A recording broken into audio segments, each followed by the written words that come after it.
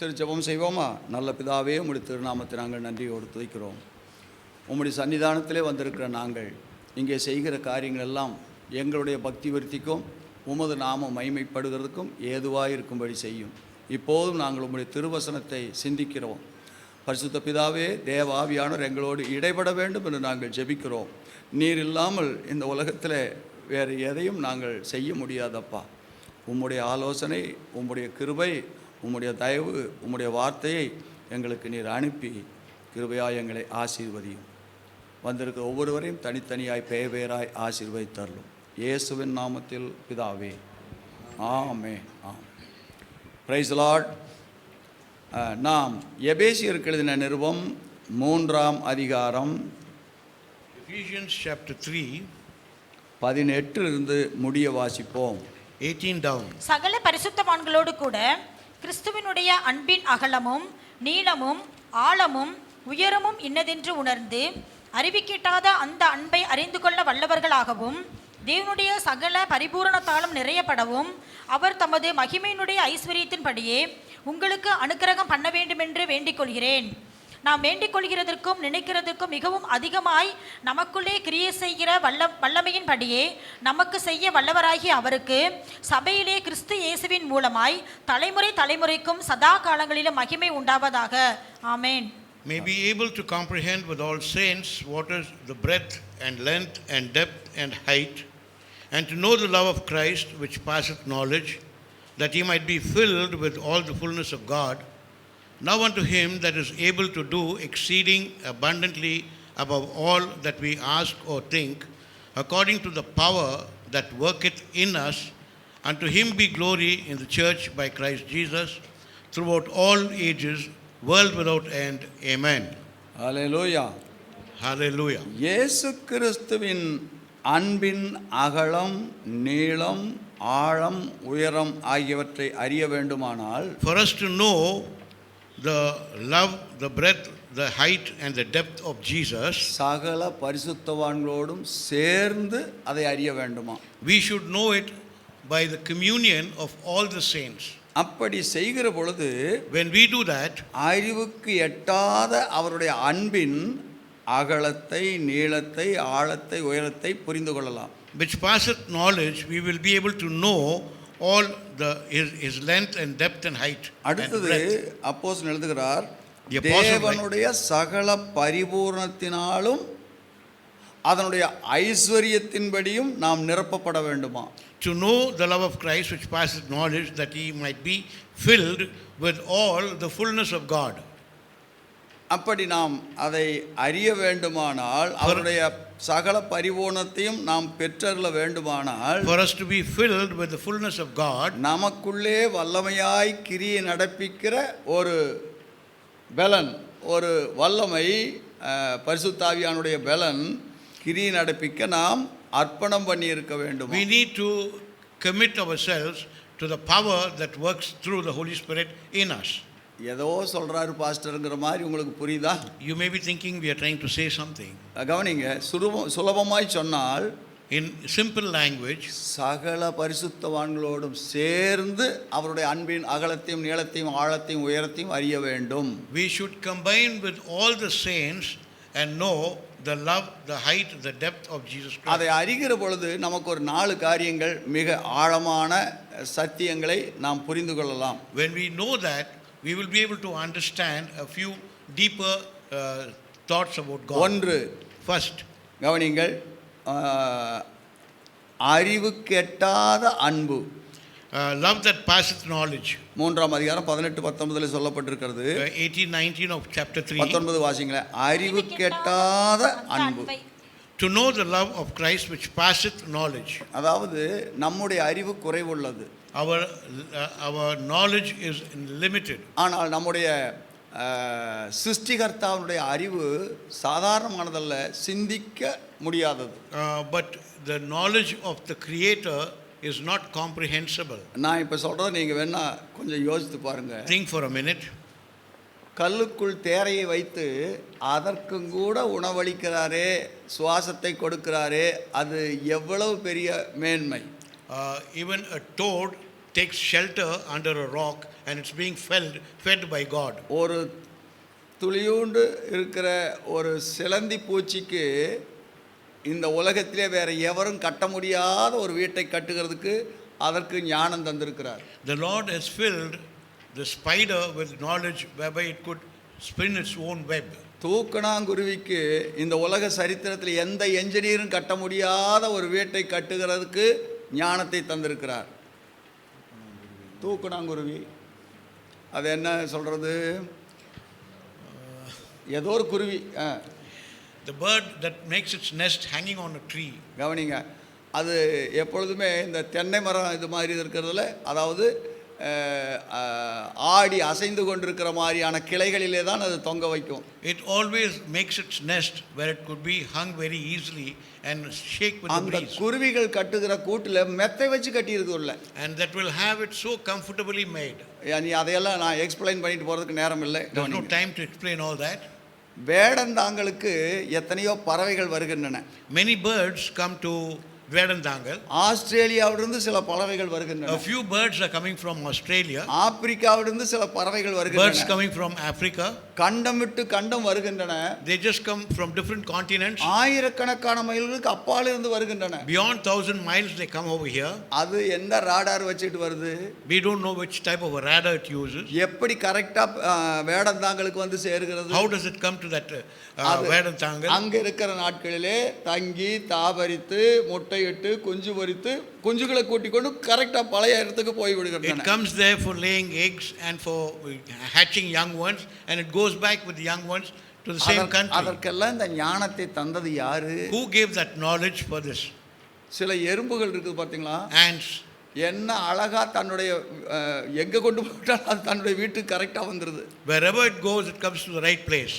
யார் அதுக்கெல்லாம் அந்த ஞானத்தை கொடுத்தது? Who gave that knowledge? அப்ப தெய்வத்தினுடைய அறிவு என்பது அதான் அறிவுக்கு, நம்முடைய அறிவுக்கு எட்டாத அவருடைய அன்பு. His love surpasses all knowledge. அதையெல்லாம் கூட ஆண்டவர் அவ்வளவு நேர்த்தியாய் நடத்துகிறார். Very nicely or very neatly he guides them. அப்படியானால் If that is so, நம்மை நடத்த அவர் அறிய மாட்டாரா? does he know how? Does he not know how to guide us? அன்பானவர்களே, நிச்சயமாக அவர் அறிவார். He knows how to lead us and guide us. ஒரு மேய்ப்பனுக்கு 100 ஆடுகள் இருந்து A shepherd has 100 sheep. அந்த 100 ஆடுகளை 100 குட்டி போடுதுன்னே வச்சுக்கொள்ளுங்களேன். And that litters 100 young ones. அந்த குட்டிகளை விட்டால், If you leave the young ones, அதனுடைய தாயைத்தான் பார்த்து கரெக்டா போய் பால் ஊட்டுது. it will go to its own mother for having milk. அதுகளுக்கு தேவன் கொடுத்த ஞானம் எப்படிப்பட்டதுன்னு பார்த்தீங்களா? See the knowledge given by God to that. அப்போ இதெல்லாம் தேவன் அவரவர்களுக்கு கொடுத்த அந்த ஒவ்வொரு சிருஷ்டிக்கும் கொடுத்திருக்கிற ஞானம். For each creation God has given separate knowledge. அவைகளெல்லாம் நடத்துகிற விதம், The way he leads them, நமது புத்திக்கு எட்டாதவைகளாய் இருக்கலாம். we may not be able to comprehend with it. அதனாலே அறிவுக்கு எட்டாத அவருடைய அன்பு, The love which passeth knowledge. நீங்களும் நானும் அந்த அன்பை புரிந்து கொள்ள வேண்டும். You and me should understand that சில love. சமயத்திலே நமக்கு தண்டனையின் பிரம்பு வேண்டியதா இருக்கிறது. Sometimes we need to have the rod to chastise us. நீதிமொழிகளின் புத்தகம் 22ஆம் அதிகாரம் 15வது வசனத்தை வாசித்தால், Proverbs 22 verse. பிள்ளையின் நெஞ்சிலே மதியீனம் ஒட்டி இருக்கும், There's foolishness in the heart of the child, தண்டனையின் பிரம்பு அந்த மதியீனத்தை அகற்றும். but the rod of correction shall drive it far from him. அப்போ ஏன் பிள்ளைய அடிக்கிறோம்? Why we chastise or beat the child? பிள்ளை மேல நமக்கு என்ன பகையா? Do we have any enmity? பிள்ளைகளை கண்டிக்கிறதுக்கு நாம என்ன பைத்தியக்காரரா? Are we foolish, mad to beat the children? அன்பு இல்லாமல நாம அடிக்கிறோம். Without love, are we beating அன்பு them? இருக்கிறபடினால தான் அடிக்கிறோம். Because we love the child, we chastise. நல்லா கவனிங்க, அன்பு இருக்கிறபடினால தான் பிள்ளையை சிட்சிக்கிறோம். Because of love, we chastise the child. ஏன்? Why? தண்டனையின் பிரம்பு அவனை திருத்தும். The rod will bring him to the right correction. எங்க அண்ணன் ஒரு முறை சொன்னார். My brother said like this.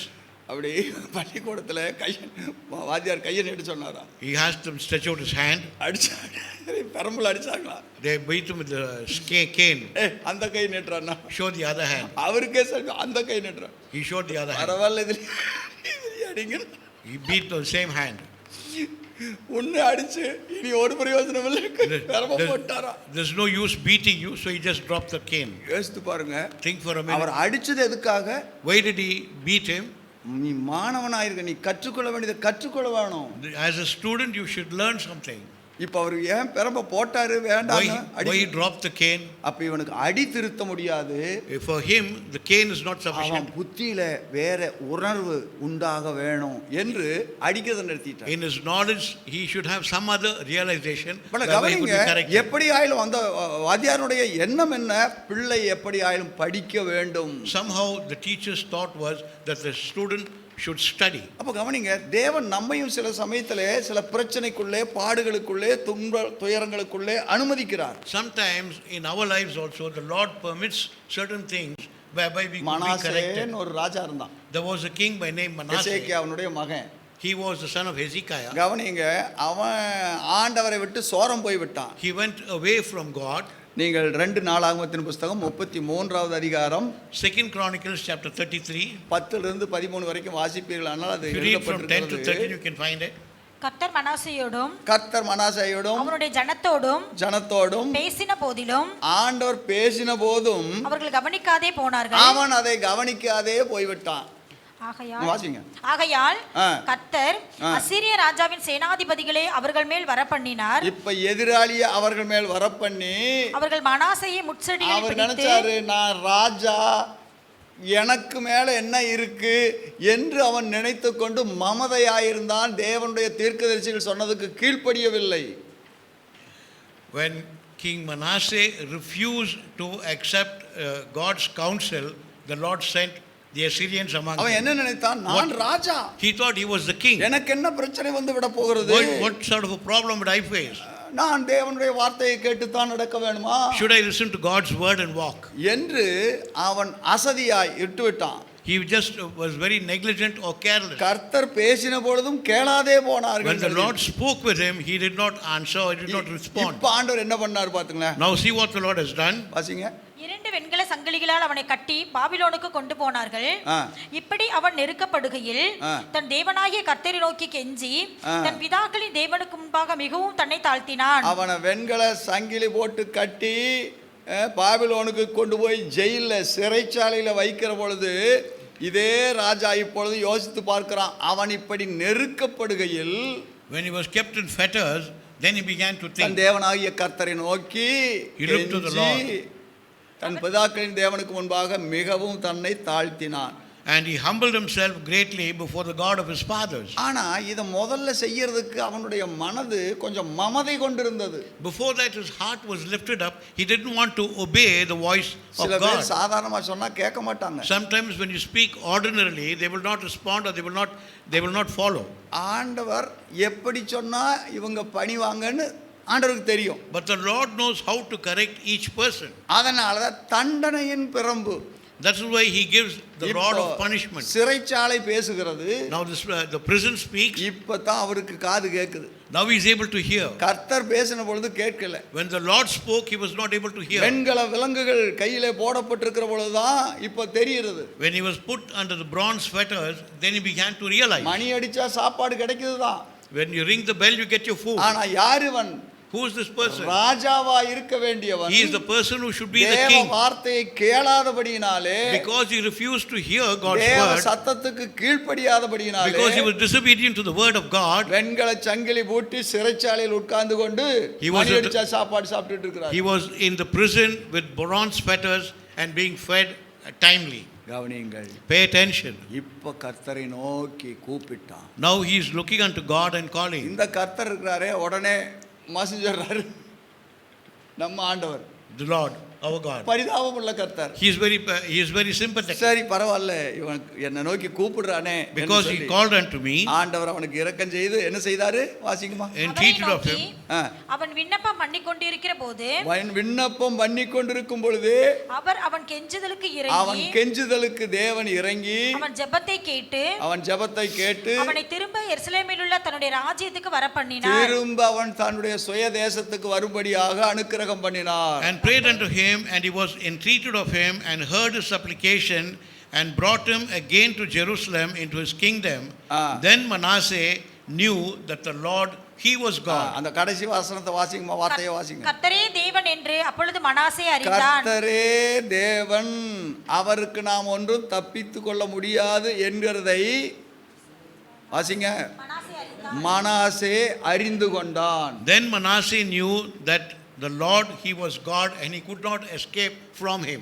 அவர் யார்? சாதாரணமானவர்கள, சகல ராஜ்யங்களும் அவர் கையிலே இருக்கிறது. All the kingdoms belong to the Lord. ஆகையினாலே So இப்போ அவருக்கே கீழ்ப்படிய ஒப்பு கொடுத்தான். he submitted to obey to God's word. இப்போ அவன் கர்த்தரை அறிந்து கொண்டான். Now he knew the Lord. அன்பானவர்களே, சில சமயங்களிலே Sometimes சாதாரண அறிவுரைகள், ஆலோசனைகள் மனிதனுக்கு அல்லது பிள்ளைகளுக்கு புரியாது.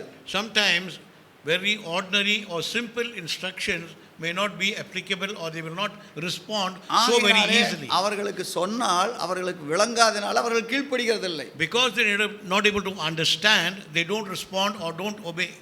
சில பிள்ளைகள் கீழ்ப்படிவாங்க. Some people will obey. எதுக்கு தெரியுமா? You know why? பெரிய தொந்தரவா இருக்குது இவங்களோட. Oh, it's a great problem. அப்படிங்கிறதுக்காக கீழ்ப்படிவாங்க. For that reason they may obey.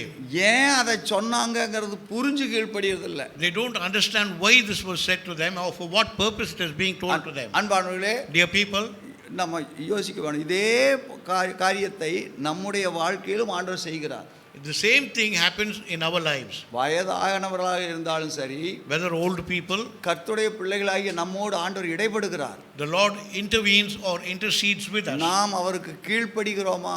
Are we obedient to him? அவருடைய வார்த்தைக்கு நாம் செவி கொடுக்கிறோமா? Do we respond to his words? இல்லை. No. அநேகருக்கு அது கஷ்டமாக இருக்கிறது. For many people it seems to be very very hard or difficult. அன்பானவர்களே, இந்த கொரோனா வந்ததினாலே தடை சட்டம் போட்டார்களே, எத்தனை பேர் இந்த தடை சட்டத்தினாலே வீட்டோடு இருக்கிறதை பயன்படுத்தி கொண்டீர்கள்? How many people made use of this lockdown period during COVID-19? நான் ஊழியக்காரர் கூடத்தில் ஒரு கேள்வி கேட்டேன். I asked a question, the servants of God meet. எத்தனை பேருக்கு இந்த தடை சட்டம் போட்டதனால் உண்டான நேரத்தை பயன்படுத்தி How many கொண்டீர்கள்? of you used the lockdown period time? சில பேர் ஒரு நல்ல காரியத்தை சொன்னாங்க. Some people said a few good things. நல்ல ரெஸ்ட் பாஸ்டர், Good rest.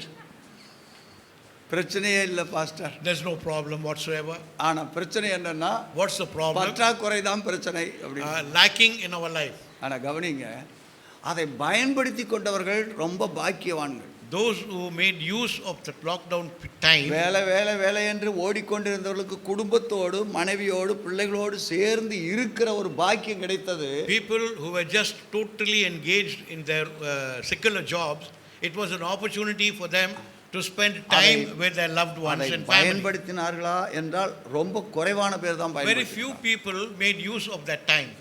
அன்பானவர்களே, Dear people, குடும்பமாக சேர்ந்து ஜெபிக்கிற ஒரு பாக்கியம் இனி ஒரு கிடைக்கும் என்று நினைக்கிறீங்களா நீங்க? it is a truly blessed experience to stay as a family and pray. அதை பயன்படுத்திக் கொள்கிறவர்கள் பாக்கியவான். Those who made use of that are truly blessed. நீங்க என்ன பண்ணீங்க பாஸ்டர்னு என்ன ஒருத்தர் கேட்டாரு. One person asked me, what did you do, pastor? நான் சொன்னேன், நான் அதை பயன்படுத்திட்டு ஆண்டவருடைய கிருபையினாலே, By God's grace I made use of the time எனக்கு வயசு கூடுதலாயிட்டதுனால because I'm செய்ய getting old. முடியல.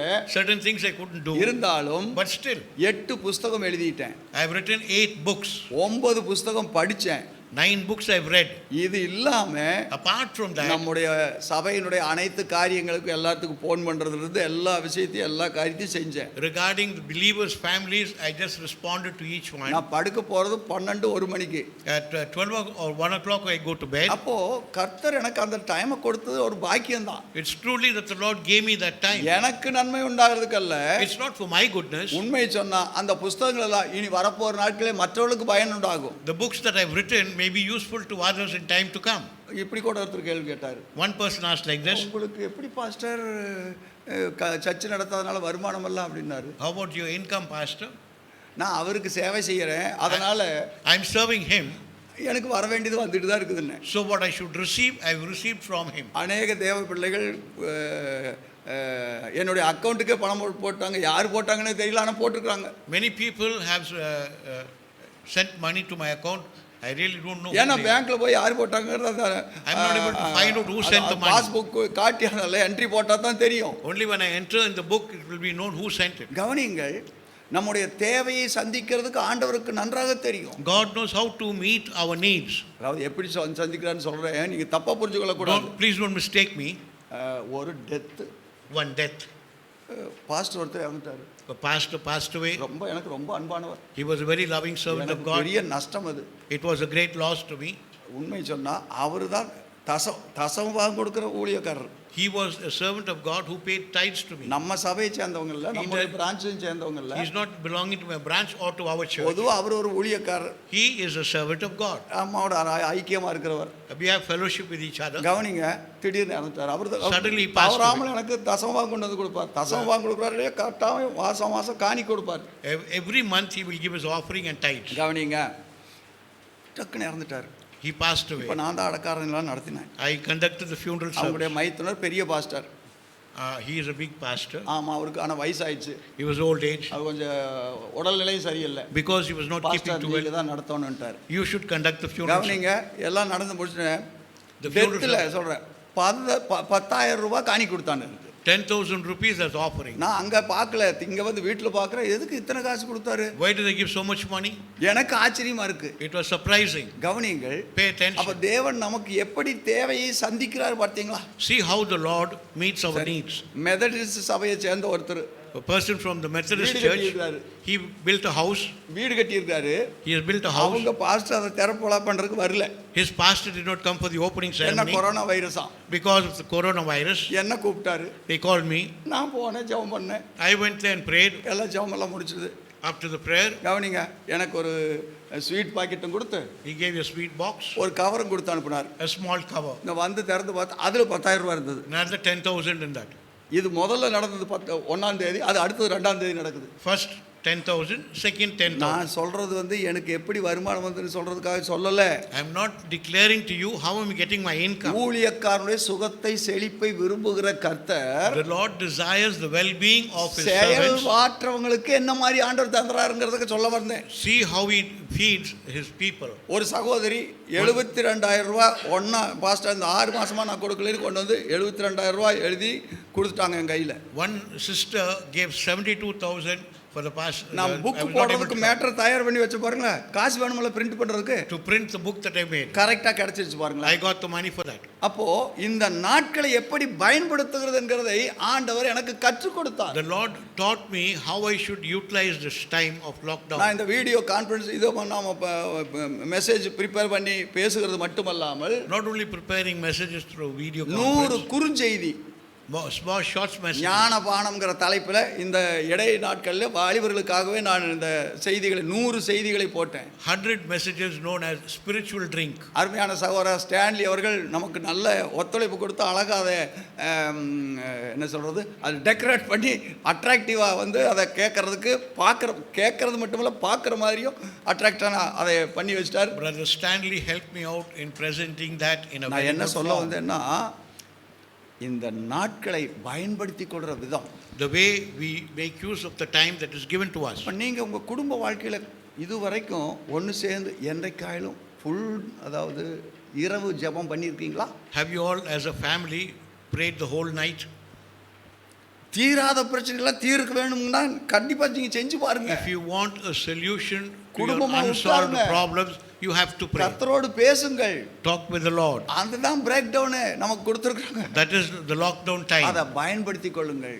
Make use of that. பிரேக் டவுனை பார்த்து நினைச்சு நீங்க பிரேக் டவுன் ஆகாதீங்க உங்க வாழ்க்கையில. Because of the lockdown, you should not break down. கர்த்தர் நமக்கு சில நன்மைகளை செய்யறதுக்காகவே அப்படி The தந்திருக்கிறார். Lord wants to do some good things for us. பரிசுத்த ஆவியானவர் கிருபை தருவீராக. May the Holy Spirit அறிவு help us. கெட்டாத அன்பு, அவருடைய அன்பு சாதாரணமானதல்ல. நம்முடைய புத்தி கெட்டல, ஆனால் அவர் சில சமயத்தில் சிட்சித்தாலும் Though He chastises us, நம் பேரில் அன்பு கூர்ந்ததினால தான் அதை செய்கிறார். because He loves us, He chastises நாம் us. அவரை அறிகிற அறிவுக்குள்ளே வர வேண்டுமானால் For us to grow in His love, நாம் உண்மையாக ஆண்டவரை நேசிக்கிறது உண்டானால் அதை கண்டுபிடித்துக் கொள்வோம். if we truly love the Lord, we will be able to find out His ways. இரண்டாவதாக Secondly, 1 பேதுரு 1ஆம் அதிகாரம் 8-9 வசனத்தை வாசியுங்கள்.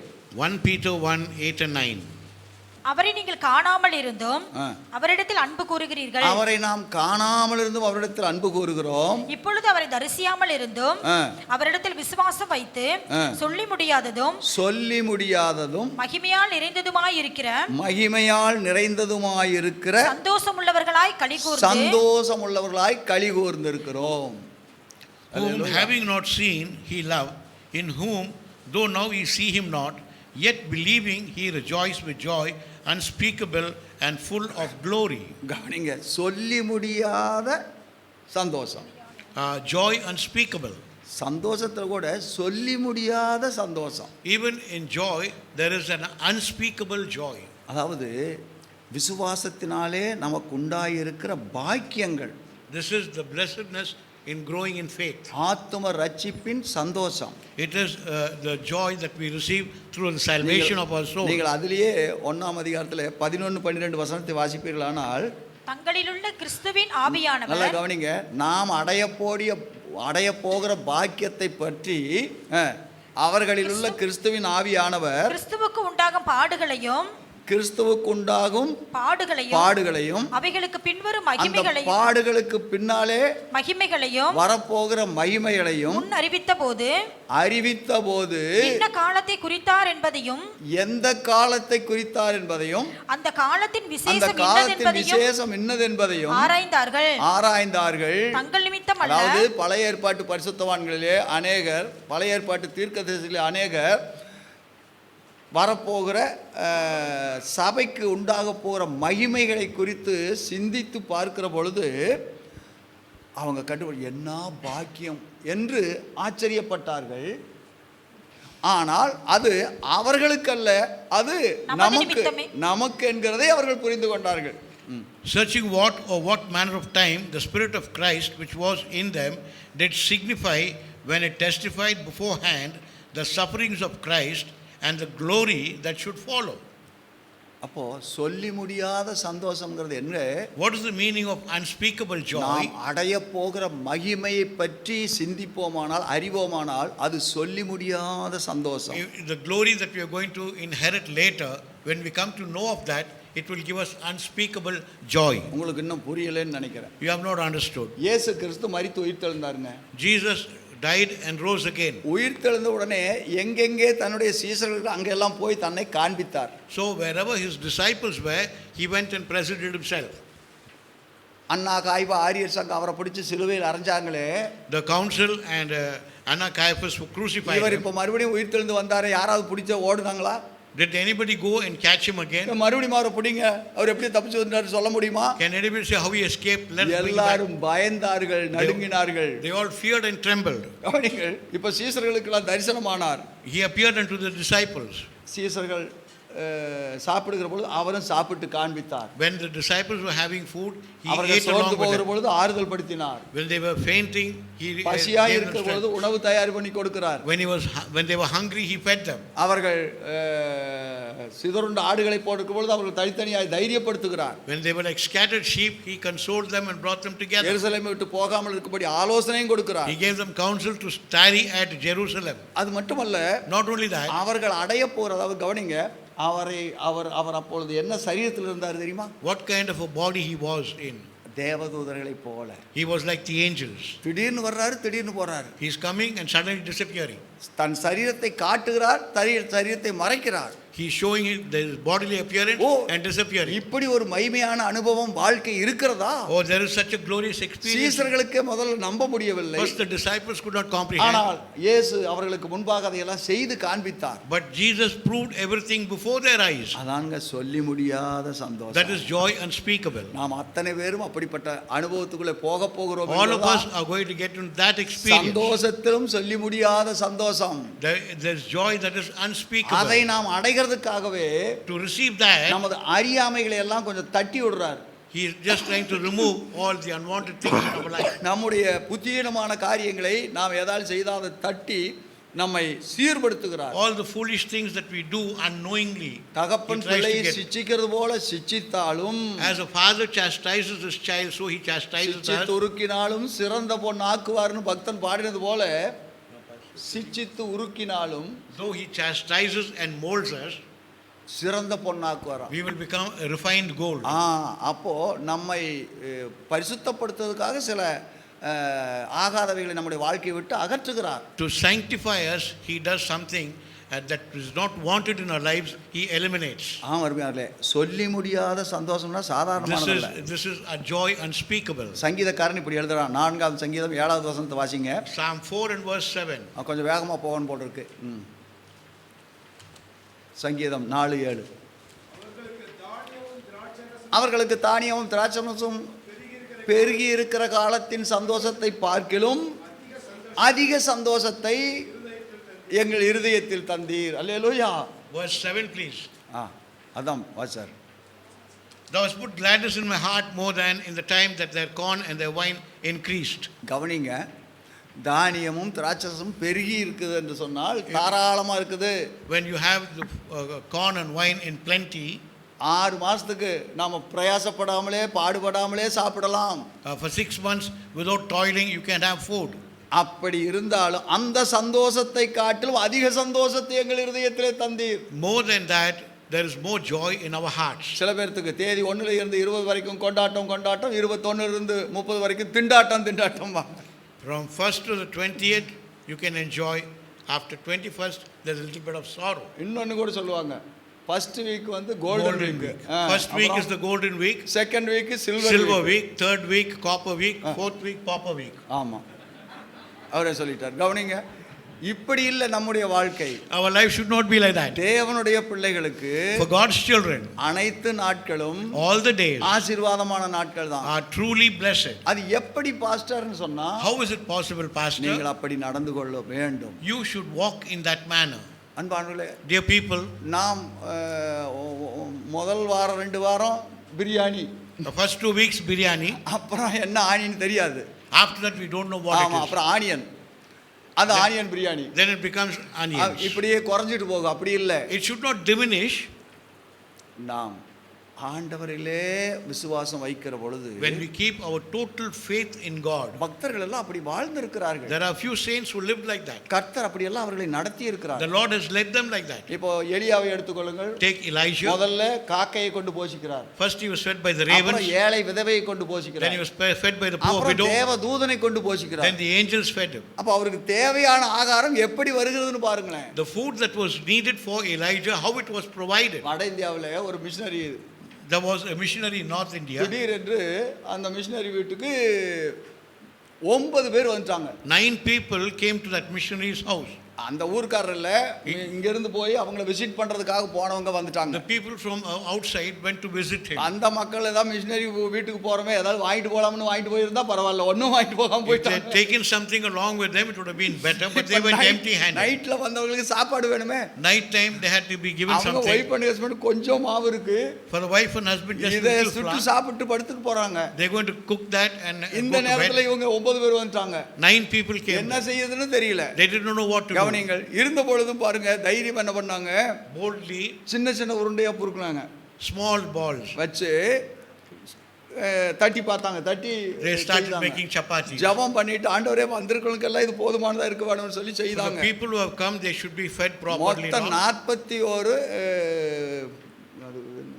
சப்பாத்தி ஆச்சாம். 41 chapatis were கவனிங்க, made. இங்க வந்திருந்தவங்க எல்லாம் சாப்பிட்டது போக மீதி 3 இருந்துதான். after all the people had consumed, எப்படி வளர்ந்ததுன்னு அவங்களுக்கே தெரியல. they did not know how did this சில multiply. சமயத்துல ஆண்டவர் அப்படி அற்புதங்களை செய்கிறார். God does some miracles there. நீ உண்மை சொன்னா வட இந்தியாவுக்கு போனா தான் தெரியும். unless you go to North India you will see that. நான் 9 முறை போயிருக்கேன், அதனால சொல்றேன். 9 times I've been there and that's why I speak so boldly. Missionary டூரா போயிருக்கிறேன், அது இல்லாம நான் தனியா போனது வேற உண்டு. I go along with missionary tours and apart from that I go separately. கொஞ்சம் கவனியுங்கள். pay attention. ஒரு முறை ஒரு காட்டு வழியா போக வேணும். they had to go through a desert, காட்டு வழியில லைட் எல்லாம் போக முடியாது. you cannot go individually. கொண்டு போய் இருந்தா என்ன தீந்து போச்சு, something என்ன will செய்யறதுன்னு happen. தெரியல. கிட்டத்தட்ட 5 கிலோமீட்டர் அந்த காட்டுக்குள்ள போய் அந்த பக்கம் போக near வேணும். about 5 kilometers in the forest area. அந்த பந்தம் இல்லாம போக முடியாது. you cannot go without that firebrand in your hand. கவனிங்க, அந்த பந்தம் அணையாதபடிக்கு அந்த 5 கிலோமீட்டர் அவங்க நடந்து அந்த காட்டை கடக்கிற வரைக்கும் இருந்துதான். That firebrand was burning till they crossed the other end. தேவன் சில சமயத்தில் அப்படி எல்லாம் அற்புதங்களை The செய்கிறார். Lord does miracles like that. அன்பானவர்களே, Dear people, நான் என்ன சொல்ல வருகிறேன், what I'm trying to say, இந்த சொல்லி முடியாத ஆசீர்வாதங்கள் அநேகத்தை நாம் அனுபவிக்கிறதுக்கு தேவன் நமக்கு வைத்திருக்கிறார். God has kept so many blessings, that unspeakable blessings that we should ஏசாயா enjoy. 35:10 வாசிப்பீர்களானால், Isaiah 35:10, நமக்கு வைத்திருக்கிற அந்த சந்தோஷத்தை, சமாதானத்தை அல்லது வாசிங்க. கர்த்தரால் மீட்கப்பட்டவர்கள் திரும்பி, கர்த்தரால் மீட்கப்பட்டவர்கள் திரும்பி ஆனந்த களிப்புடன் பாடி, ஆனந்த களிப்புடன் பாடி சியோனுக்கு வருவார்கள். சியோனுக்கு வருவார்கள். நித்திய மகிழ்ச்சி அவர்கள் தலையின் நித்திய மேல் மகிழ்ச்சி இருக்கும். அவர்கள் தலையின் மேல் இருக்கும். சந்தோஷமும் மகிழ்ச்சியும் அடைவார்கள். சந்தோஷமும் மகிழ்ச்சியும் அடைவார்கள். சஞ்சலமும் சஞ்சலமும் தவிப்பும் தவிப்பும் ஓடியே போகும். and the ransom of the Lord shall return and come to Zion with songs and everlasting joy upon their heads. They shall obtain joy and gladness, and sorrow and sighing shall flee away. கவனிங்கள், சந்தோஷமும் மகிழ்ச்சியும் அடைவார்களா?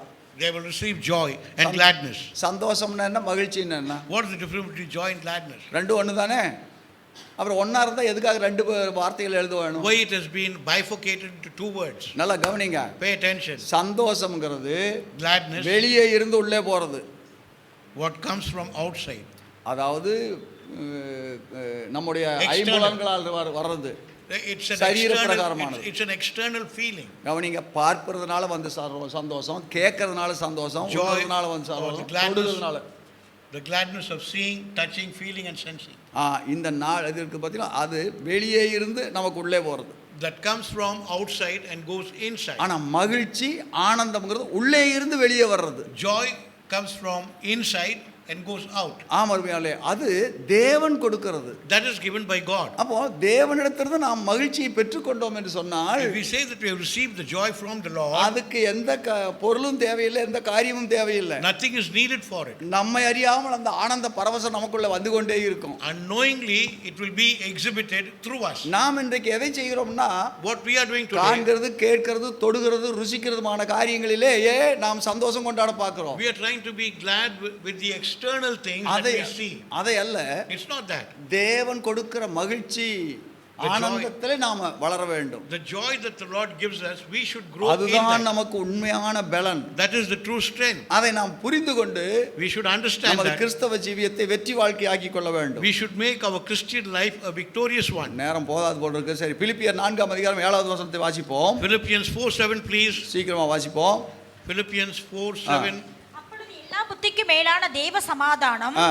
உங்கள் இருதயங்களையும் ஆ. உங்கள் சிந்தனைகளையும் கிறிஸ்து இயேசுவுக்குள்ளாக காத்துக்கொள்ளும்.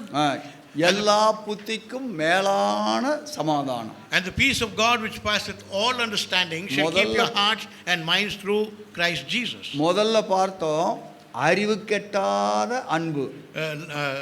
Love that passes all knowledge. இரண்டாவது சொல்லி முடியாத சந்தோஷம். Unspeakable joy. இப்ப மூன்றாவது எல்லா புத்திக்கும் மேலான தேவ சமாதானம். Peace that passeth all understanding. Hallelujah. Hallelujah. ஆமென். நம்முடைய வாழ்க்கையிலே தேவன் அப்படிப்பட்ட தெய்வீக சந்தோஷத்தை, சமாதானத்தை வைத்திருக்கிறார். God wants to give us that divine peace and joy. நம்முடைய சமாதானத்துக்கு நாம் லிமிட் பண்ணக்கூடாது. We should not limit our peace. 1 Samuel 25 1 Samuel chapter 25, 34-35 வாசித்தால் 34-35.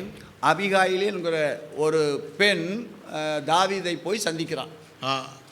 Abigail went and met David. அதாவது இந்த அபிகாயிலுடைய கணவன் நாபால், அவன் முரணன். He was a scoundrel. இந்த தாவீது தன்னுடைய ஆட்களுக்கெல்லாம் கொஞ்சம் ஆகாரம் கொடுத்து அனுப்ப வேணும். இவர் வந்து அந்த ஆட்டு மந்தையில் முடி வெட்டுறார், அதாவது என்ன ரோமத்தை கட் பண்ணுறாருங்கிறது தெரிஞ்ச உடனே அங்கே அனுப்புகிறான். David and his men were staying with the shearers of Nabal, and he sent them to get some food for the people of David. ஆனால் அந்த நாபால் என்ன பண்ணுறான், கேவலமாக திட்டி அவங்களெல்லாம் அனுப்பிடுறான். But this Nabal, he just scolded David's servants and sent them away. ஆனால் உண்மை என்னன்னா, The true thing இந்த is, நாபாலுடைய ஆடு மாடுகள் எல்லாம் காவல் காக்கிறதுல அந்த தாவீதினுடைய சேவகர்கள் அதிகமான வேலை செய்திருக்கிறார்கள். David's men looked after Nabal's sheep shearers. இவர்களுக்கு எந்த சேதமும் பண்ணவில்லை. There was no harm that came to them. ஆகையினாலே நமக்கு ஃபேவர் பண்ணுவான்னு சொல்லி அனுப்பினாரு தாவீது. So David, thinking that he would get some favor from Nabal, ஆனா இந்த he sent his men there. இந்த நாபால் அவர்களை திட்டி அனுப்பிட்டான். This Nabal scolded David's men. இதை and அறிந்த sent அவனுடைய மனைவி Abigail out. His wife, who knew about it, நேரா தேவையான அந்த பொருட்களை எல்லாம் எடுத்துக்கொண்டு கிஃப்ட் எல்லாம் எடுத்துக்கொண்டு போய் தாவீதை சந்திக்கிறார். she goes and meets David. அப்படி தாவீதை சந்தித்ததுனால அவன் சொன்ன வார்த்தைகளைத்தான் நாம் இப்பொழுது வாசித்தோம். The verses that we just read நீ are the verses. சமாதானத்தோட போ, Go in peace. வாசிங்கம்மா.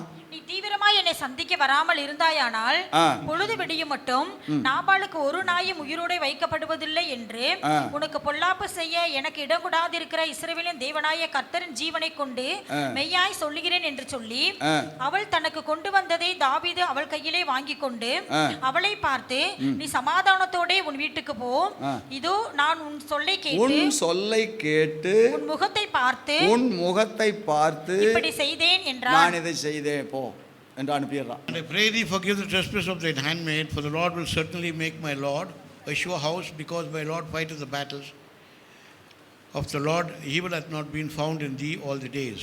சரி, கவனிங்கள். இந்த தாவீதுக்கு ஏற்ற சமயத்திலே இவள் உதவி செய்தபடியினாலே, because at the appointed time this Abigail helped David, ஏன்னா அடுத்து இவன் ராஜாவாக போகிறான் என்கிற ஞானம் இவளுக்கு இருந்தது. she had the knowledge next David is going to become the ஏன்னா king. தாவீது செய்த அதி அற்புதமான காரியங்கள் எல்லாம் அவள் She கேள்விப்பட்டிருக்கிறாள். has been hearing about the great things done by David. கோலியாத்தை கொன்றது அவனுக்கு தெரியும். She knew how he killed Goliath, சவுலோடு கூட இருந்து யுத்தங்களை நடப்பித்தது அவளுக்கு தெரியும். how he was with Saul fighting the battles, அடுத்தது இந்த தாவீது தான் ராஜாவாக போகிறான் என்கிறதும் தெரியும். and she knew that next David is going to become the king. ஆகையினாலே இப்பொழுது இவனுடைய கண்களில் நமக்கும் தயவு வேண்டும் என்கிறதையும் இவள் அறிந்திருந்தாள். She knew that she should receive favor from David. சில சமயத்தில் சில ஐயாமார்களுக்கு புத்தி கொஞ்சம், அதாவது மூளை நெளியாதுன்னு Sometimes men's brains don't work properly. பொதுவாக சொல்லுவாங்க, General, மூளை எவ்வளவு நெளிஞ்சு இருக்குதோ அவ்வளவு புத்திசாலியாக இருப்பாங்களா. how much wrinkles are found in the brain, that much ஆனால் knowledge சில they பேருக்கு are. மூளை கொஞ்சம் கூட நெளியறதுல அப்படியே ஸ்ட்ரைட்டாக இருக்குது. For some people it will be straight. எத்தனை சொன்னாலும் புரியாது. However you speak, they will not எவ்வளவு understand. பேசினாலும் தெரியாது. How much you speak, they will not understand. அன்பானவர்களே, அப்படித்தான் அந்த துராகிருதன், அவன் பேர் பாருங்களேன், நாபால் ஒரு துராகிருதன் அவளே சொல்லுகிறான். The Bible declares that அவனுக்கு கொஞ்சம் Nabal பைத்தியமும் was இருக்கிறது. a scoundrel, அவனுக்கு கொஞ்சம் பைத்தியமும் and இருக்கிறதுன்னு he was a சொல்றான். little bit mad. கவனிங்க, அப்படிப்பட்டவனுடைய வீட்டிலே இவள் எவ்வளவு அருமையாய் இருந்து குடும்பம் நடத்தி இருக்கிறாள். With that person to lead a life. ஆகையினால பாருங்க, இந்த நாபால் மரித்தான், ராஜாவுக்கு அடுத்த மனைவியாக மாறிவிட்டாள். And after Nabal's death, she became the wife of David. அதாவது எல்லா புத்திக்கும் மேலான தேவ சமாதானம் என்கிறது The peace that passeth all understanding. தேவனுடைய சரியான வழிநடத்தலிலே இருக்கிறது. It is in the right leading of God. அதை நாம் சரியாய் தெரிந்து கொள்ள வேண்டும். We should know that clearly. அன்பானவர்களே, Dear people, ஒரு முறை காலஞ்சென்ற டாக்டர் கலைஞர் அவர்களை கைது பண்ணுறதுக்காக ஒரு பிளான் பண்ணியிருக்காங்க. they were planning to arrest Dr. Kalaignar. இன்றைக்கு நைட் அவரை கைது பண்ண போறாங்க. They're going to arrest him in the night. இந்த போலீஸ்காரர் ஒருத்தர் கேள்விப்பட்ட காதுல விழுந்துருச்சு. This fell into the hearing of the policeman. பேசிட்டு இருக்கிற காரியம். இவர் என்ன செய்தார் தெரியுமா? You know what he did? நேரா போனார். He went there. கலைஞர் வீட்டுக்கே போனார். He went to his house. கலைஞர்கிட்ட இந்த மாதிரி உங்களை அரெஸ்ட் பண்றதுக்காக இன்றைக்கு நைட் அரெஸ்ட் பண்றதாக பிளான் பண்ணி இருக்காங்க. They are planning to arrest you tonight. அவர் இங்கே தான் நம்ம இந்த கருணாநிதி நகரில் தான் அந்த போலீஸ்காரர் இருந்தார். That policeman was here only. அது அப்படியே நடந்தது. ஆனால் அதுக்கு முன்னதாக அட்வான்ஸ் அவர் அட்வொகேட்டுகளை வச்சு முன் ஜாமீன் எல்லாம் எடுத்து அவர் அரெஸ்ட் பண்ணாமல் தப்பிச்சிட்டார். He somehow escaped without being arrested by receiving the bail. ஆனால் கவனிங்க, இந்த செய்தி சொன்னதுக்காக இந்த போலீஸ்காரனுடைய மகளுக்கு கல்யாணமே பண்ணி வச்சிட்டார். என்ன செலவோ அத்தனையும் கொடுத்தார். The expenses for his daughter's marriage was met by. அது மட்டுமா, அவருக்கு ஆட்சி வந்த உடனே ப்ரொமோஷன் வேற கொடுத்தார். Again he gave promotion to him. அப்போ அந்த செய்கையை எப்படி ஞானமா செய்தாங்களோ அது போல் அருமையானங்களே செய்கிற சில காரியங்கள் இந்த அபிகாயிலும் அப்படித்தான் செய்தாள். With what wisdom you execute certain things, accordingly you will be exalted. ஆகையாலே அவளுடைய வாழ்க்கை மிக உன்னதமான நிலைக்கு போனது. So her life was exalted. நாமும் எந்த புத்திக்கும் எட்டாத தேவ சமாதானம் என்றால் We should have peace that passeth all understanding. படித்த அறிவினால வர்றதல்ல, It is not through educational knowledge. பட்டத்தினாலே வருகிறது It's அல்ல. not through degrees. இது ஆவியானவர் தேவன் வழிநடத்தல வருகிறது. It should come by the Holy Spirit and a divine leading. அன்பானவர்களே, இதை நாம் புரிந்து செயல்பட வேண்டும். We should know this and do it. அப்படியானால் கர்த்தர் நமக்கு வைத்திருக்கிற ஆசீர்வாதங்களை நிச்சயமாய் பெற்று அனுபவிப்போம். Very easily we can inherit the blessings of சரி, God. கடைசியாக ஒன்றை பார்ப்போம். Finally, மல்கியாவின் புஸ்தகம் 3ஆம் அதிகாரம் 9-10 வசனங்கள். book of Malachi chapter 3 verses 9 and 10. கொஞ்சம் கஷ்டமா தான் இருக்கும் வாசிக்கிறதுக்கு. சபிக்கப்பட்டவர்கள் நீங்கள் சபிக்கப்பட்டவர்கள். இல்லம்மா 9-10 வாசிக்கிறீங்க. ஜனத்தராகிய நீங்க எல்லாரும் என்னை வஞ்சித்தீர்கள். என் ஆலயத்தில் ஆகாரம் உண்டாயிருக்கும்படி தசம பாகங்களை எல்லாம் பலகசாலையிலே கொண்டு வாருங்கள். அப்பொழுது நான் வானத்தின் பலகணிகளை திறந்து இடங்கொள்ளாமற் போகும் உங்கள் மேல் ஆசீர்வாதத்தை வர்ஷிக்க பண்ணுவேன் என்று. அதனால என்னை சோதித்து பாருங்க. கவனிங்க. வாசிங்க. He accursed with a curse, for he have robbed me, even this whole nation, bringing all the tithes into the storehouses, that there may be meat in mine house. And prove me now herewith, saith the Lord of hosts, if I will not open you the windows of heaven and pour you out a blessing, that there shall not be room enough to receive it. முதல்ல பார்த்தோம் அறிவு கெட்டாத அன்பு. That is love that passeth knowledge. சொல்லி முடியாத சந்தோஷம். Joy unspeakable. எல்லா புத்திக்கும் மேலான தேவ சமாதானம். Peace that passeth all understanding. இப்போ இடங்கொள்ளாமற் போக மட்டும் ஆசீர்வாதம். Room enough to receive God's blessing. எப்பொழுது? When கர்த்தருக்குரியவைகளை கர்த்தருக்கு நாம் கொடுக்கும் பொழுது. When you have to give the things that belong to God. அன்பானவர்களே கவனியுங்கள். Pay attention. அதிகமான பேர் நான் நினைக்கிறேன் இப்போ சில பிரச்சனைகள் எல்லாம், அதாவது உபதேசங்கள் எல்லாம் ஏராளம் வாட்ஸ்அப்பில் வந்துக்கிட்டே இருக்குது. There are a lot of messages coming up in the WhatsApp. என்ன பேசுகிறோன்னு அவங்களுக்கு தெரியாமலே பேசுகிறாங்க, எழுதுறாங்க. Not knowing what they are speaking of, they keep writing and saying things. Pentecost pastors எல்லாம் தசம பாகத்தை வாங்கி கொழுத்து போய்விட்டார்கள் அப்படின்னு ஒருத்தர் எழுதுறாரு. One person is writing, the Pentecostal pastors have taken the tithes and they've grown fat with it. ஏமாற்றுகிறார்கள்னு ஒருத்தர் எழுதுறாரு. They are deceiving. அவங்க பிள்ளைகளுக்கு சொத்து சேர்க்கிறார்கள்னு ஒருத்தர் எழுதுறாரு. They keeping property for their descendants. இன்னும் அவங்க எழுதுனதெல்லாம் நான் திரும்ப சொல்றதுக்கு எனக்கு மனசு இல்லை. I don't want to say what they all said. கவனிங்க அன்பானவர்களே, dear people, சத்தியத்தை புரிந்து கொள்ள வேண்டும். நாம் you must know the truth. அந்த சத்தியத்தை விசுவாசிகள் புரிந்து கொடுக்கிறது மட்டுமல்ல, it is not that the believers believe and give it. ஊழியக்காரர்களும் அது எதற்காக கொடுக்கப்பட்டதோ அதை செயல்படுத்த வேண்டும். The servants of God should receive accordingly and act accordingly. அப்படி இல்லாதனால தான் இன்றைக்கு அவர்கள் சொல்றதுக்கு காரணமாகி விட்டது.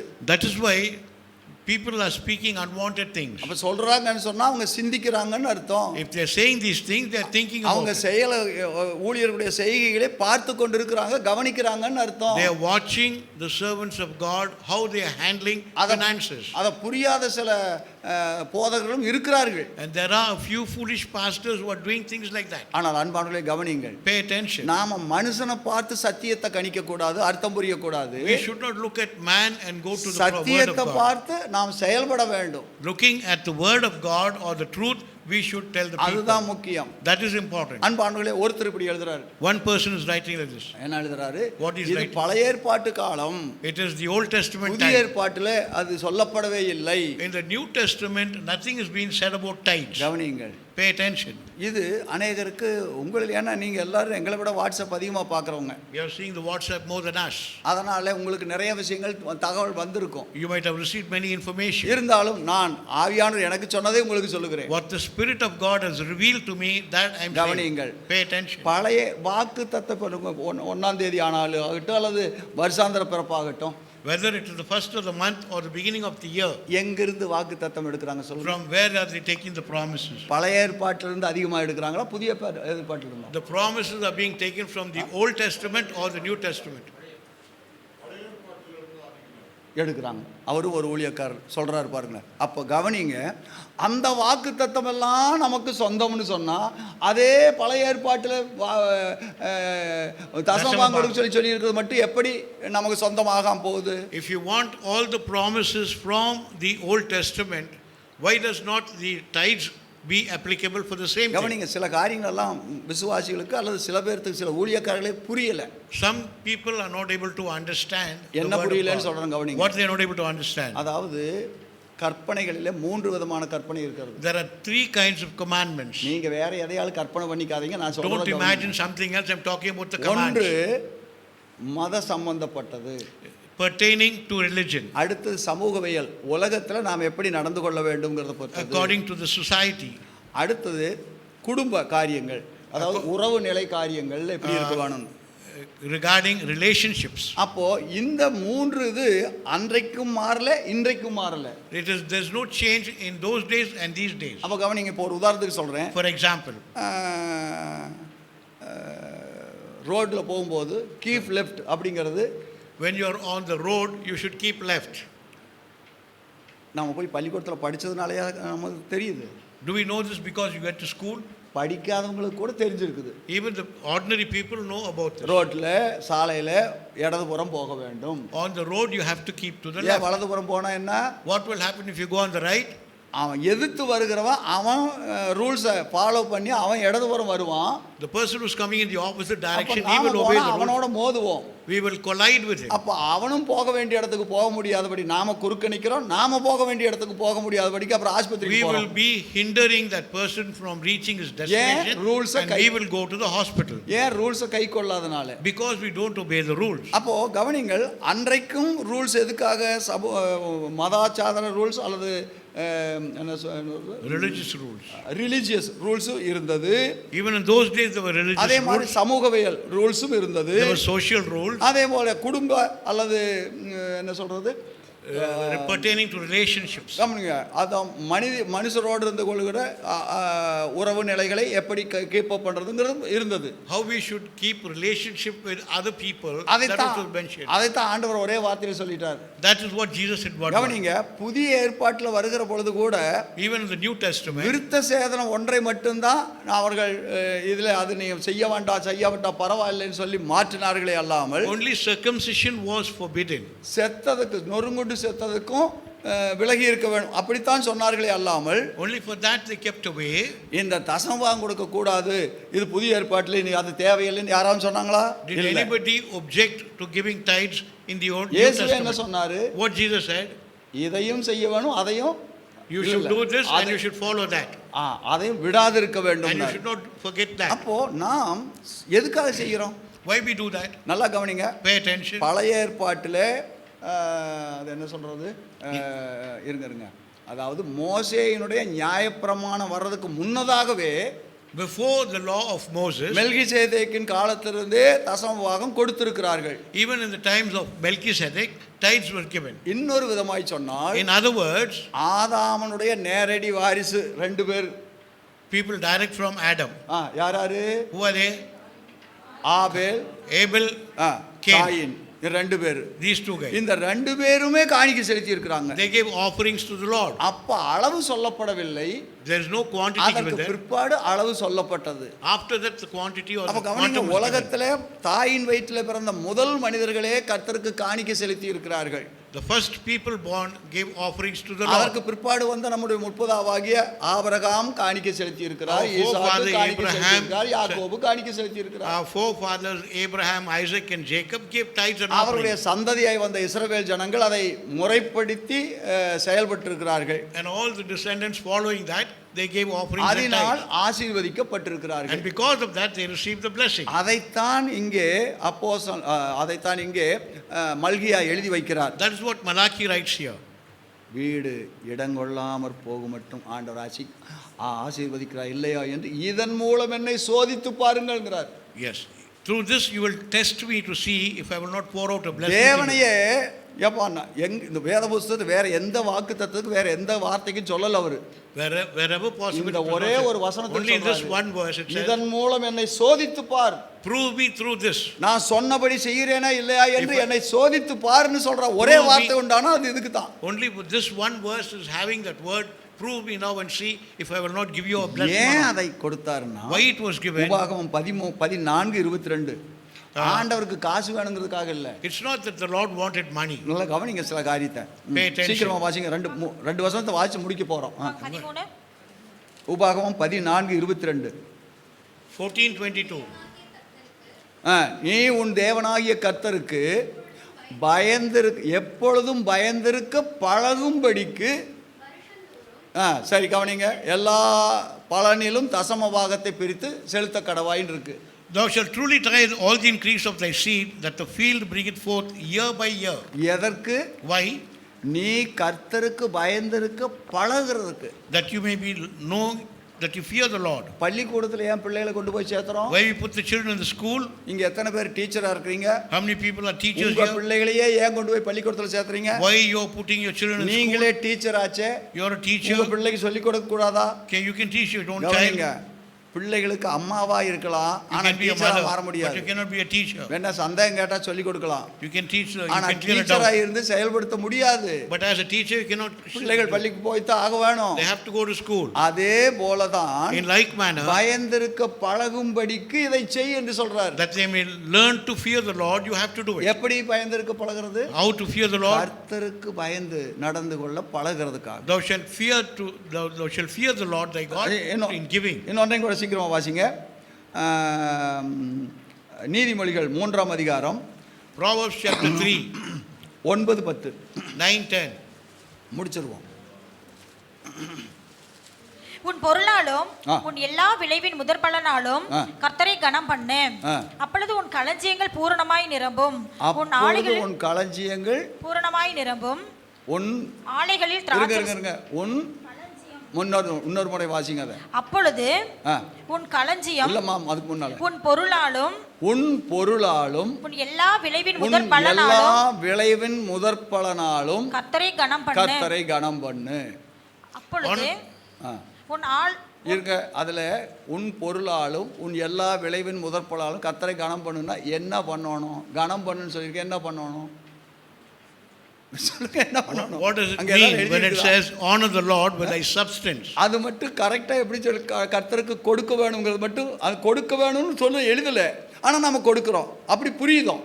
அதே போல அநேக காரியங்கள் எழுத்தின் பிரகாரம் இல்லை என்றாலும் நாம் புரிந்து கொள்ளக்கூடியவர்களாய் இருக்கிறோம், புரிந்து கொள்ள வேண்டும். Those things may not be literal, but we should be able to understand certain things. அப்பொழுது அப்படி செய்கிற பொழுது when you do that, உன் களஞ்சியங்கள் நிரம்பும், ஆலைகளில் திராட்சரசம் புரண்டோடும். So shall thy barns be filled with plenty, and thy presses shall burst out with new wine. இப்படி எழுதி இருக்கிறபடினாலே நாம் அதை செய்கிறது நமக்கு ஆசீர்வாதம் இல்லாமல் நமக்கு அது குறைவல்ல. When we do these things, it's truly going to be a blessing and will not incur a loss for us. ஆகையினால் அன்பானவர்களே, so dear people, இந்த காரியத்தை குறித்து நாம் தெளிவு உள்ளவர்களாய் இருக்க வேண்டும். We should have a clear understanding regarding these things. Again I say, மாத வருமானத்தில் நீங்க 10 அது எவ்வளவா இருக்கலாம். monthly income 1/10. அது சுமார் ஒரு 100 ரூபாயா கூட இருக்கலாம். Let it be 100 rupees. 50 ரூபாயா கூட இருக்கலாம். It could be 50 rupees. அதை நீங்கள் தேவனுக்காக செலுத்துகிற பொழுது தேவன் அதை நினைவு கூறுகிறார். When you do it for the Lord remembers. எதுக்கு நினைவு கூறுகிறார்? Why he remembers? நம்மை ஆசீர்வதிப்பேன்னு வாக்கு பண்ணி இருக்கிறார். அவர் அதுல மாறறது இல்ல. Because he has promised that he would bless us, he will not turn away from those words. இந்த நாட்களிலே अनेக புரிந்து கொள்ளாமல் தவறான சிந்தை உள்ளவர்களாய் இருக்கிறபடியாலே, because people don't understand the right meaning, they have the wrong thinking about it. ஆசீர்வதிக்கப்படவில்லை. That is why they are not being blessed. நான் இந்த செய்தியை ஏன் சொல்றேன்னா நீங்க தப்பா புரிஞ்சு Don't கொள்ளக்கூடாது. mistake me because I'm saying this. உங்ககிட்ட இருந்து எப்படியாவது கொடுக்க வைக்கணுங்கிறதுக்காக நான் சொல்லல. I'm not saying this that you should somehow give to me. அதுவும் அதுல சேர்ந்து இருக்குது. It may be included. ஆனால் இந்த நாட்களிலே ஊழியக்காரர்களாய் இருக்கிறவர்கள் பட்ட பாடுகளை நான் பார்த்ததுனாலே சொல்லுகிறேன். Because the servants of God, what a lot of difficulties they went through. நான் ஒரு கூட்டத்துக்கு போயிருந்தேன். I went to a meeting. அந்த கூட்டத்திற்கு 2300 பேர் வந்திருந்தார்கள் ஊழியர்கள். பாளையங்கோட்டையில பாஸ்டர் ராஜேந்திரன் அவர்கள் Pastor Rajendran's ministry, near about 2,300 people. லேவியர் gathered. முகாம் அதுக்கு பேரு. It is known as Camp of Levi. அப்போ டாக்டர் ஹனிகிராஃப் அப்படிங்கிறவர் அங்க வந்திருந்தார். There was a person by name Dr. அவர் தான் Hanigram. மெயின் செய்தியாளர். He was the main preacher. அப்போ அவர் சொன்னாரு, He said, நீங்க எல்லாரும் தசம பாகத்தை பிரசங்கம் பண்றீங்களான்னு கேட்டார். did you preach about tithes? ஆமா ஆமான்னாங்க. We are preaching. எத்தனை பேர் தசம பாகத்தை பிரசங்கம் பண்றீங்க உங்க சபையில கை உயர்த்துங்கன்னார். How many people speak about tithes? Raise your hands. கிட்டத்தட்ட ஒருத்தர் 2 பேர் தவிர அத்தனை பேரும் கை உயர்த்துறாங்க. Except for 1 or 2, all raise the hands. God bless you அப்படின்னு கை கீழ போட You சொல்லிட்டார். just put your hands down. God சரி, bless you. நீங்க இந்த பிரசங்கம் பண்ணுகிற நீங்க எத்தனை பேர் தசம பாகம் கொடுக்குறீங்க? For how many people, how many of you are giving tithes? Guy உயர்த்துங்கன்னார். Raise your hands. 31 பேர் கை உயர்த்துனாங்க. Only 31. எப்படி? Only 31 அதுல people. நான் ஒண்ணு. And I was one. அதை சொல்லிடுறேன். கவனிங்க, எத்தனை பேர் வந்திருந்தாங்க? How many people had come? அவர் 2,300. சொன்னாரு, He said, இதுதான் இந்திய ஊழியத்தினுடைய நிலைமை. this is the situation of இந்திய Indian ஊழியம் ministry. வளர்ச்சி அடைய முடியாமல் போனதுக்கு காரணம் இதுதான்னார். This is the reason Indian ministry is நீங்கள் not growing. பிரசங்கிக்கிறதை நீங்களே செய்யாமல் இருக்கிறபடினால தான் உங்களுக்கு, அதாவது உங்க இந்திய தேசத்துல ஊழியம் படுத்து கிடக்கிறதுன்னு சொன்னார். Because you are not practicing what you preach, you are not able to reap the harvest. அதைத்தான் நான் இந்த வைரஸ் பீரியடிலே அனுபவித்தேன். That is what I enjoyed during அநேக this harvest. ஊழியக்காரர்களுக்கு கொடுக்கிற ஒரு பாக்கியத்தை ஆண்டவர் எனக்கு தந்தார். The Lord gave me the opportunity to give for அது others. எப்படி வந்தது? How did it come? அது இப்படி வந்தது. It came like this. அப்ப நான் கர்த்தருக்கு கொடுக்கிறபடினாலே, Because I give to the Lord, நான் வாங்க வேண்டிய நிலையில் ஆண்டவர் வைக்கல, நான் என்னை கொடுக்கிற நிலையில் ஆண்டவர் மாற்றினார். the Lord has not kept me in a situation to receive, but to give ஏன் for என்று others. சொன்னால், Because அந்த சத்தியத்துக்கு கீழ்ப்படிகிறதுனால, I'm following or obeying என்னுடைய the truth. பரிசுத்தத்தினாலோ என்னுடைய யோக்கியதாம்சத்தினாலோ அதை ஆண்டவர் செய்யல. It's not because of my good works or because of my sanctification. ஆண்டவரே வசனத்துக்கு கீழ்ப்படிந்தால், I am obeying to the word of நீ God. பரிசுத்தவானா இருந்தா தான் நான் உன்னை இடம் கொள்ளாமல் போகும்போது ஆசீர்வாதம் அப்படி சொல்லல. He did not say if you are a holy person I will bless you like this. நீ எவ்வளவு ஊழியம் செய்த, எவ்வளவு பரிசுத்தவானா இருக்கிற, எவ்வளவு ஜெபம் பண்ண, அதுக்கு தகுந்த மாதிரி தான் நான் ஆசீர்வதிப்பேன்னு சொல்லல. He did not say to the amount you உன் pray or fast செய்கை, I'm going to உன் give it. செய்கை எப்படி இருக்கிறது? நீ என்னுடைய வசனத்தை கனப்படுத்தினதுனாலே Because you honor my word, நான் உன்னை கனப்படுத்துவேன். I will honor you. அதுதான் meaning. That is the meaning. இத புரியாத சில பேருக்கு There are few people who don't understand. என்னென்னமோ கதை விட்டுட்டு இருக்காங்க. They're going on அன்பார்ந்தவர்களே, saying, கர்த்தர் நம்மை ஆசீர்வதிப்பாராக. may the Lord bless us. இனி வருகிற நாட்களிலே In the ஒரு days to come, காலம் பொருளாதார காரியங்களை நீங்கள் குறைபட ஆண்டவர் விடாதபடி காக்க You கர்த்தர் should கிருபை not lack தருவாராக. anything in your finances. ஆயினாலே தைரியமாயிருங்கள். Be brave. எந்த சூழ்நிலைகள் வந்தாலும் Whatever the situation may நமக்கு be, பற்றாக்குறை வராது. we will not lack anything. நாம் கர்த்தருடைய வார்த்தையை செயல்படுத்துவோம். We will do God's ஏன்னா word. சொன்ன வார்த்தையை சொன்னவர்கள் வானத்தையும் பூமியும் உண்டாக்கின தேவனுடைய கர்த்தர். The Lord who created the heaven and earth has said this. உங்களுக்கு எனக்கு பயந்துட்டு அவர் தன்னுடைய வார்த்தையை வாபஸ் பண்ணிக்க போற Because of his fear, he is not going to withdraw அவருக்கு his அதை word. செய்ய முடியாமல் போய் விடுகிறதும் இல்லை. And he is not the person to withdraw his word. நாம் ஆசீர்வதிக்கப்படுகிறதுக்கு இதையெல்லாம் வைத்திருக்கிறார். He has kept all these things that we should receive the blessing. நாம் அந்த 4 காரியத்தை மனதிலே சிந்திக்க கொள்ள வேண்டும். We should think of these 4 things. 1, First one, அறிவு கெட்டாத அன்பு. love that passeth all knowledge. 2, சொல்லி முடியாத Joy சந்தோஷம். unspeakable. 3, எல்லா புத்திக்கு மேலான தேவ சமாதானம். Peace that passeth all understanding. 4, வீடு இடங்கொள்ளாமற் போகிற அளவுக்கு ஆசீர்வாதம். Blessing to receive room enough. கர்த்தர் நமக்கு இதையெல்லாம் செய்தருள்வாரா. May the Lord help us. கண்களை மூடி ஜெபம் பண்ணுவோம். Shall we close our eyes and pray? Hallelujah.